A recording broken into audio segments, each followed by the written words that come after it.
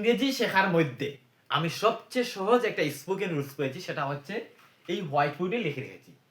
ইংরেজিটা লিখি নিয়ে নাই, এটার বাংলাটা লিখেছি। বাংলা বাক্য কিরকম হয়, যেমন এখন ইংরেজি শেখা ভালো।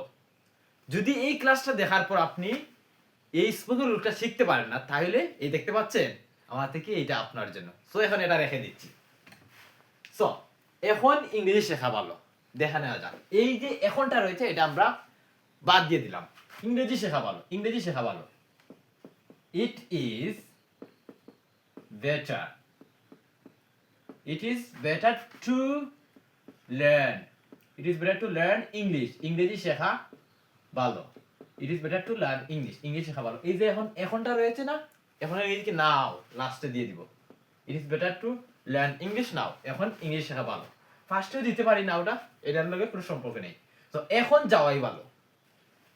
সে it is better, it is better to, যাওয়ার ইংরেজি কি গো। এই টু এর পরে সরাসরি ভার্বের মেইন যে সারিটা, প্রথম সারিটা রয়েছে সেটাই বসবে।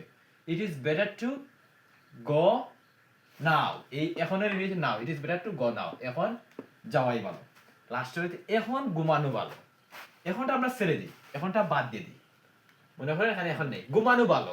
এরকম শব্দগুলো আমরা বলি না, এরকম বাক্যগুলো টাকাটা পাঠানোটাও ভালো, বা এখন টাকাটা পাঠানোই ভালো। ঘুমানো ভালো।